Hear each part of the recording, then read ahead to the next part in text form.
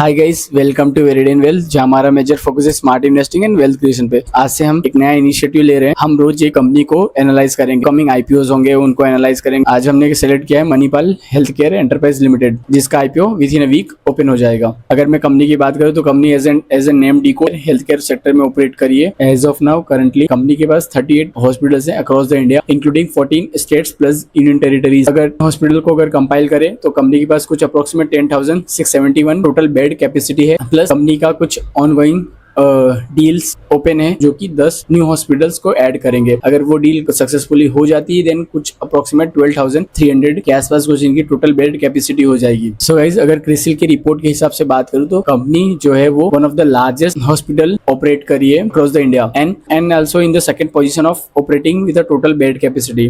Bed की capacity के हिसाब से देखा जाए तो कंपनी दूसरे नंबर पे आती है। और गाइस, मैं अगर इनके प्रमोटर की बात करूं, उनका नाम है डॉक्टर राजन रामदास पाए। सो गाइस, अगर मैं वो 38 हॉस्पिटल डिटेल में जाऊं तो कौन से स्टेट्स में अवेलेबल है हम उसको देखते हैं। तो कंपनी के पास जो टोटल 38 हॉस्पिटल्स है उसमें से 18 हॉस्पिटल्स कर्नाटका में ही है, कर्नाटका बेस्ड है, और वहाँ पे टोटल बेड की कैपेसिटी जो है वो 6,000 प्लस है। फिर उसके बाद अगर मैं बात करूँ तो महाराष्ट्र एंड गोवा को अगर मिला दिया जाए तो अप्रोक्सीमेट 13 हॉस्पिटल्स वहाँ पे भी ऑपरेट कर रहे हैं ये लोग। वहाँ पे भी कुछ अप्रोक्सीमेट 2190 बेड्स के साथ ऑपरेशनल कंपनी ऑपरेशनल है। बाकी वेस्ट बंगाल, ओडिशा एंड झारखंड को अगर मिला दिया जाए तो कंपनी के पास 10 हॉस्पिटल्स हैं जिसकी टोटल बेड कैपेसिटी है 2890 के आसपास अप्रोक्सीमेट। एंड बाकी जो 7 हॉस्पिटल्स है वो बाकी अदर स्टेट्स में अवेलेबल है। 38 हॉस्पिटल के साथ इनके पास जो 10,671 टोटल बेड्स हैं उनमें से 8,582 बेड्स जो है वो इनके खुद के हैं। बाकी जो बचे हुए बेड्स हैं अप्रोक्सीमेट 3,785 बेड्स वो ये ऑपरेशन एंड मैनेज कर रहे हैं सिर्फ। सो गाइस, मैं अगर आईपीओ के साइज की बात करूं तो ये आईपीओ में fresh issue plus offer for sale दोनों है। अगर मैं फ्रेश इशू की बात करूं तो अप्रोक्सीमेट 8,000 करोड़ के आसपास कुछ इनका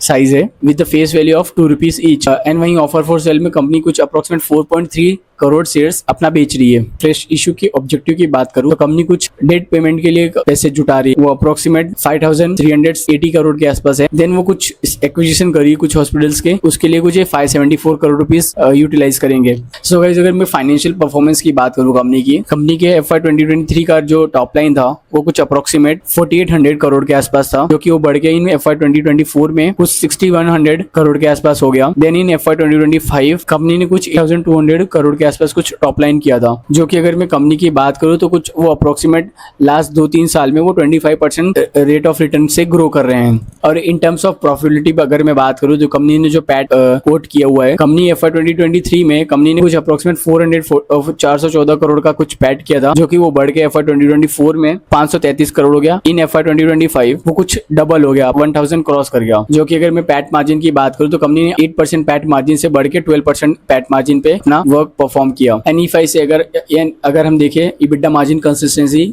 मोर और लेस 27-25% के आसपास ही रहा पिछले 3-4 साल के दौरान। अगर मैं कंपनी की बात करूं तो कंपनी के पास FY 2023 में कुछ 28 हॉस्पिटल्स थे। FY 2024 में वो बढ़ के 33 हॉस्पिटल्स हो गए। इन FY 2025 वो बढ़ के 37 हॉस्पिटल्स हो गए। एंड रिसेंटली जो 6 मंथ्स कंप्लीट हुआ है उसका अगर हम नंबर देखें तो 38 हॉस्पिटल्स के साथ कंपनी ऑपरेशनल है। एंड वहीं अगर मैं बात करूँ तो कंपनी के पास जो नंबर ऑफ बेड्स है वो भी कंसिस्टेंसी के साथ ग्रो हुए हैं। इफ आई टॉक अबाउट तो कंपनी के पास FY 2023 में कंपनी के पास कुछ 7,700 अप्रोक्सीमेट बेड्स थे, जो कि वो भी बढ़ गया FY 2025 में 10,494 बेड्स हो गए हैं। एंड अगर लास्ट 6 महीने की बात किया जाए तो कंपनी के पास 10,761 टोटल बेड की कैपेसिटी है।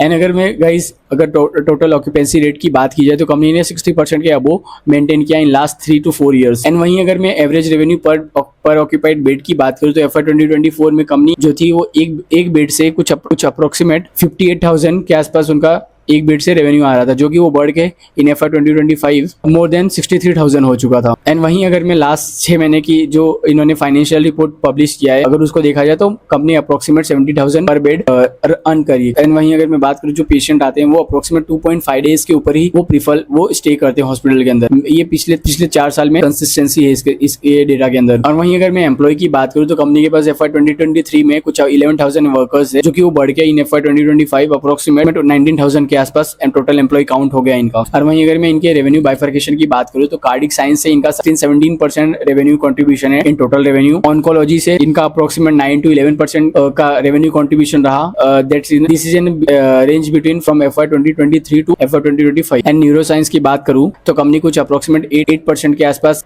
टोटल रेवेन्यू कंट्रीब्यूशन है from the service. And gastro science की बात करूँ तो कुछ अप्रोक्सीमेट 7% टोटल रेवेन्यू का कंट्रीब्यूशन है। If I talk about from last 2 to 3 years, company का जो परसेंटेज ऑफ रेवेन्यू कंट्रीब्यूशन है from the different treatment and services consistency के साथ ही है, वो ग्रो ही हुआ है, वो डिग्रोथ नहीं हुआ है। एंड वहीं अगर मैं ऑर्थोपेडिक्स की बात करूँ वो भी कंसिस्टेंसी के साथ मेंटेन किया हुआ है अपना रेवेन्यू कंट्रीब्यूशन। 12.14% इन FY 2023 था, जो कि बढ़ के अप्रोक्सीमेट 13 पॉइंट के आसपास स्टेबल हुआ है। एंड वहीं अगर मैं रेनल साइंस की बात करूँ तो वो भी मोर और लेस मोटा मोटी 7.5% के आसपास कंसिस्टेंसी के साथ टोटल रेवेन्यू कंट्रीब्यूशन में पार्ट है। ट्रीटमेंट की बात करूँ तो वो कुछ अप्रोक्सीमेट 35% कंट्रीब्यूट, जो कि वो देखा जाए वो पिछले FY 2023 में उसका रेवेन्यू अप्रोक्सीमेट 39% था, जो कि वो डिक्रीज हो गया 35% आ गया है। मैं वहीं बात करूँ तो कंपनी के पास जो पेशेंट आते हैं उनका जो फाइनल रिएम्बर्समेंट होता है, जो फाइनल वो पेमेंट करते हैं, कंपनी के पास पेशेंट आते हैं उसमें से 100% में से अप्रोक्स 30% 35% पीपल ऐसे जो कैश पेमेंट करती है। देन अप्रोक्सीमेट 48 to 50%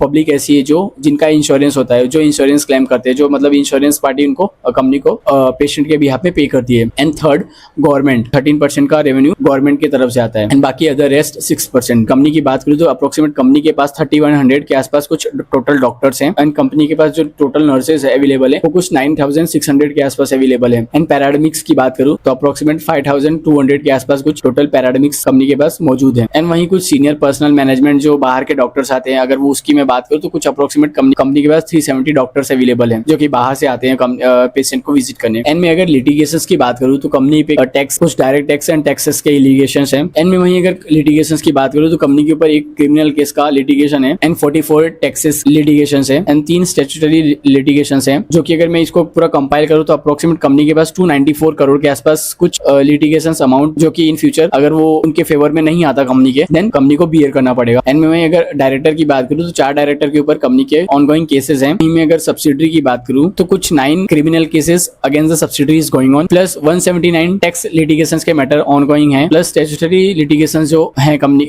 सब्सिडरी के अगेंस्ट वो कुछ अप्रोक्सीमेट 26 ऑनगोइंग है, प्लस मटेरियल सिविल कुछ 3 केसेस ऑनगोइंग है। अगर मैं इसको कंपाइल करूँ तो कंपनी के पास अप्रोक्सीमेट 425 करोड़ के लिटिगेशन फाइनल डिकोड करूँ तो कंपनी के पास अप्रोक्सीमेट 6 to 700 करोड़ के आसपास लिटिगेशन मैटर है, जो कि इन फ्यूचर माइट भी अगर कंपनी के फेवर में नहीं आते तो कंपनी को बियर करना पड़ेगा। हम कुछ रिस्क फैक्टर की बात करते हैं। एम वहीं अगर मैं बात करूँ जो कंपनी के पास जियोग्राफिकल कंसंट्रेशन रिस्क है, इफ आई से कि कर्नाटका में ही उनका ज्यादा हॉस्पिटल्स हैं, तो वहां से 60% ऑफ द रेवेन्यू उनको कर्नाटका बेस्ड से ही आ रहा है। फ्यूचर अगर अनसर्टेनिटी कुछ भी ट्रिगर होती है, अगर कुछ एक्शन लिया जाता है अगर, तो देयर आर चांसेस कि मतलब वो उनका फाइनेंशियल इंपैक्ट आएगा। बट आई डोंट थिंक कि ऐसा कुछ हो पाएगा, क्योंकि because the company is well diversified और वो दूसरे स्टेट्स में उनका प्रेजेंस बढ़ाते ही जा रहे हैं। सबसे बड़ी मेरे को यहाँ पे अगर कुछ दिख रही है तो सबसे बड़ा ये जो tax litigations and criminal records हैं against the subsidy, against the promoter, against the company, deep dive करना पड़ेगा कि किस टाइप के उनके ऊपर लिटिगेशंस लगे हुए हैं। ठीक है, हमको टैक्स का लिटिगेशंस तो समझ में आता है कि हाँ ठीक है, कंपनी ने ऊपर ही चल रहा होगा, वो इन फ्यूचर सेटल हो जाएगा। बट व्हाट अबाउट द जो ऑनगोइंग लिटिगेशंस हैं, क्रिमिनल केसेस हैं, टैक्स मटेरियल लॉसेस हैं, जो मटेरियल केसेस ऑनगोइंग है उस पे क्या कंपनी का केसेस हैं, उसको हमको थोड़ा डीप डाइव जाके RHP DRHP को पढ़ना पड़ेगा। सो गाइस, फाइनल कंक्लूजन ये है कि कंपनी तो वेल डाइवर्सिफाइड है, उनका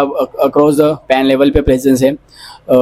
कुछ चीज़ें हैं जो कि हमको ध्यान रखनी पड़ेगी, लाइक कि कर्नाटका से उनका कुछ अप्रोक्सीमेट 60% ऑफ रेवेन्यू आता है। बट जेन्युइन सी बात है कि उनका जो भी 38 हॉस्पिटल्स ऑपरेशनल है उसमें से most majorly they are from Karnataka. So company are on the way, they are diversifying, कुछ नए हॉस्पिटल्स को एक्विजिशन कर रहे हैं, नए छोटे हॉस्पिटल को एक्वायर कर रहे हैं, दैट्स अ गुड साइन।